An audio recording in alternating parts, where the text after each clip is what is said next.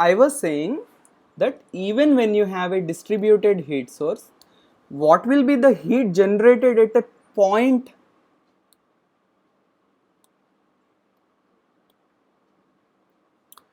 What is the definition of, let's say, a distributed heat source G naught?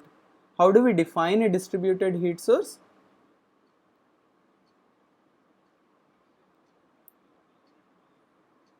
Heat generated per unit volume per unit time. Okay, that's how we define the distributed heat source. If it is defined like this, what will be the heat generated at a point in space?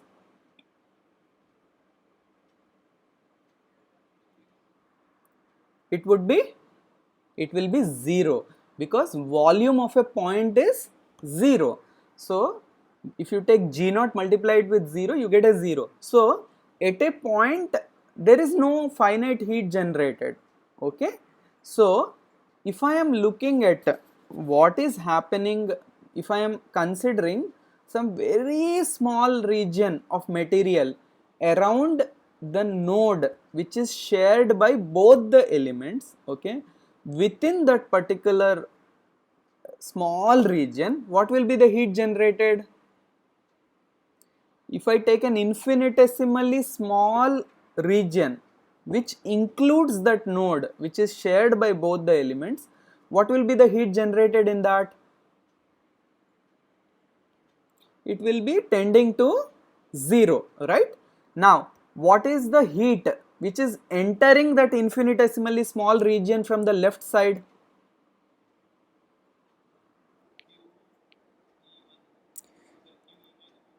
QE minus 1 will be the heat entering that infinitesimal region from the left side. What will be the heat entering this infinitesimal region from the right side?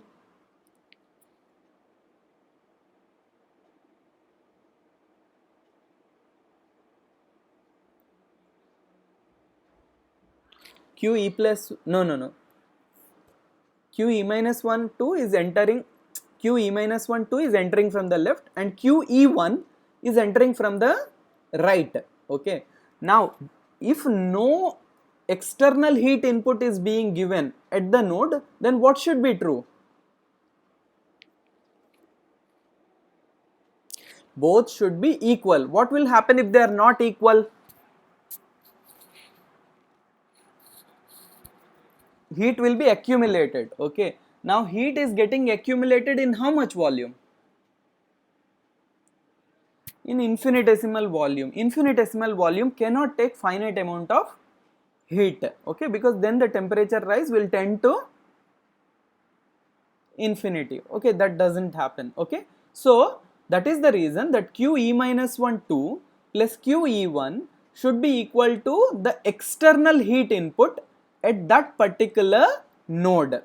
Okay, so if I denote the global node over there as E, all right, then QE minus 1 2 plus QE1 will be equal to capital Q subscript E, where E is the global node number and Q cap subscript E denotes the external heat input at that particular global node. So if nothing is happening, if nobody is giving any external heat input, then capital QE will be equal to what? It will be equal to 0. Okay, and that is how. So now what does it mean? If you take the row in element matrix, if you take the last row in matrix equation for E minus 1 and add it to the first row of matrix equation for E, then what will happen? The QE minus 1 and QE minus 1 2 and QE1 will disappear and it will be replaced with QE.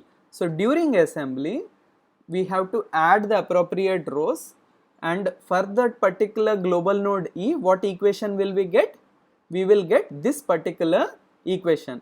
So from E minus 1th matrix, element matrix equation, we get K E minus 1 Nj U E minus 1 j plus for element E we get ke1j into uej will be equal to fe minus 1n plus fe1 plus qe.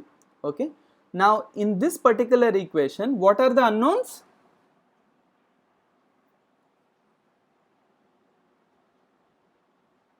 What are the unknowns in this equation?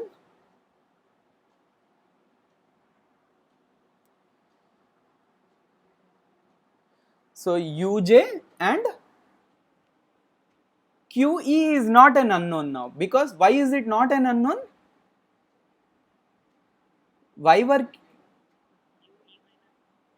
see, I said QE1, QE2 are unknowns, but I am saying QE is known. Why?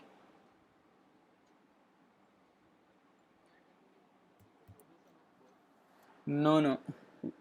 See, why is it that QE minus 1, 2 is an unknown? Why is it an unknown? Because what did QE2 represent? What did the QE1 represent? No, Baba. Capital QE1, what did it represent? QE1. It is heat entering the element E from the left side. Okay. Now, so what is this? This is actually an internal heat flux. QE1 is a internal flux. Okay. Now, on the other hand, what is capital QE? It is the external heat input at global node E. Okay. Internal fluxes are unknown. So if I give you a structure and if I ask you to do some stress analysis, to begin with, before you solve the problem, you don't know what are the forces within the members. Okay. But you do know as to what is the external force you are applying at any point in the structure. Yes.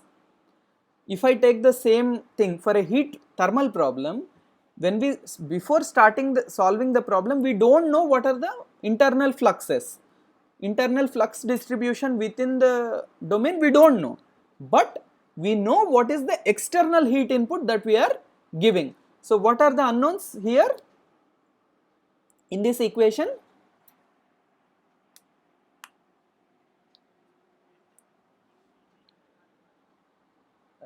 Uj, okay, that's it. Uj's are the only unknowns in this particular equation. Okay.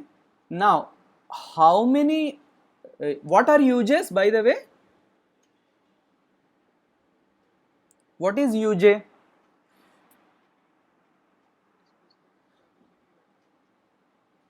These are values of U at the nodes. Okay. So for each node, how many equations am I going to get? When I do the assembly, for each node, how many equations will I get? How am I generating this equation, by the way?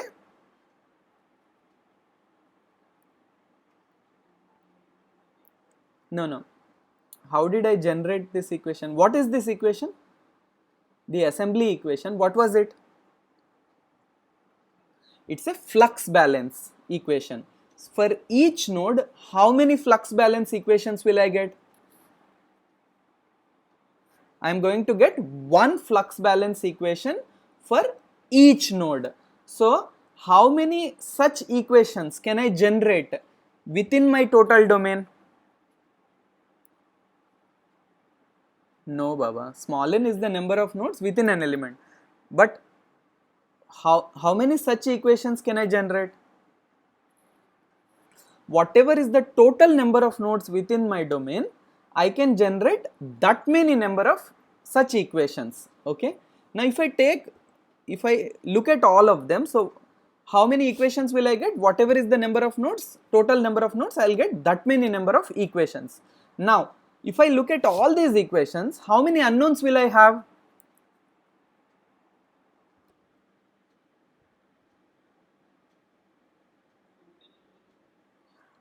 Total number of nodes again, because unknowns are simply Uj, which are solutions at the nodes.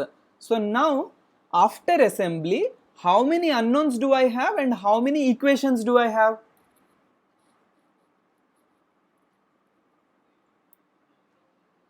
So whatever are the total number of nodes within my finite element mesh, I will get that many number of equations and that many number of unknowns. Okay.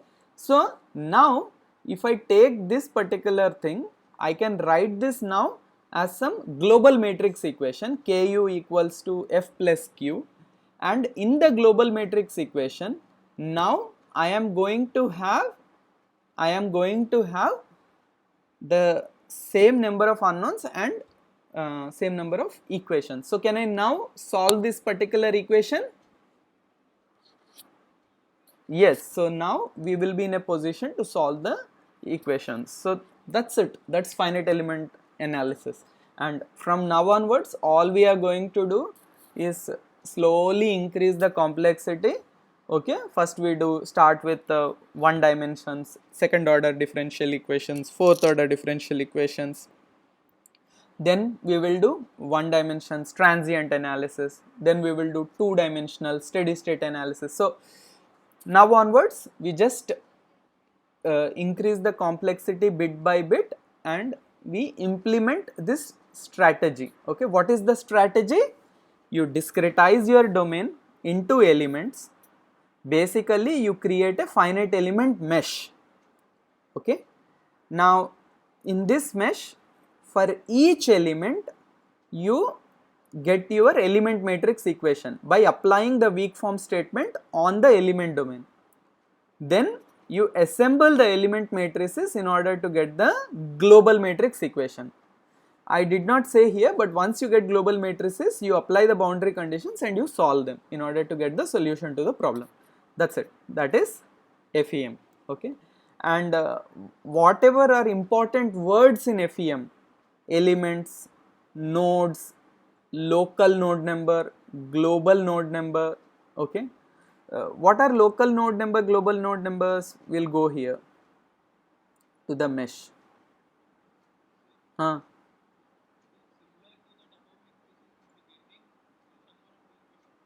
Huh? Yes, yes. So similar to that, you are going to, you can evaluate that for each node within the mesh. See here, so if I look at element number 2, let us say I am considering 2 nodes per element.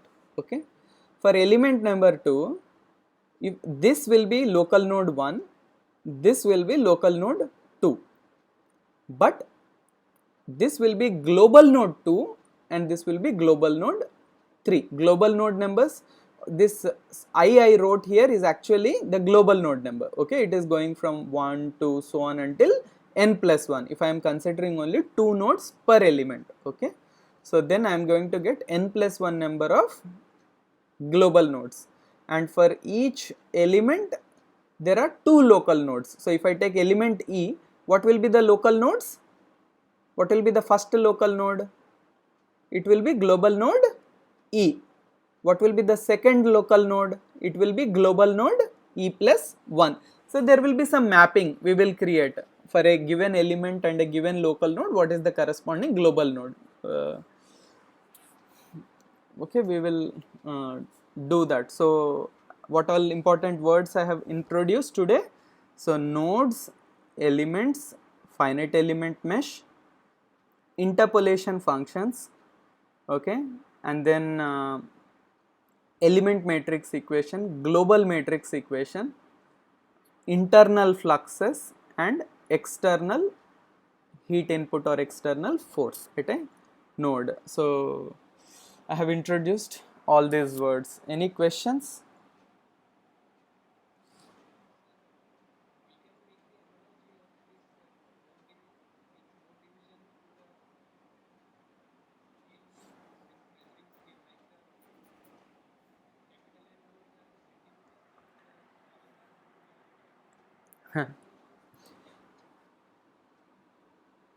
Repeat.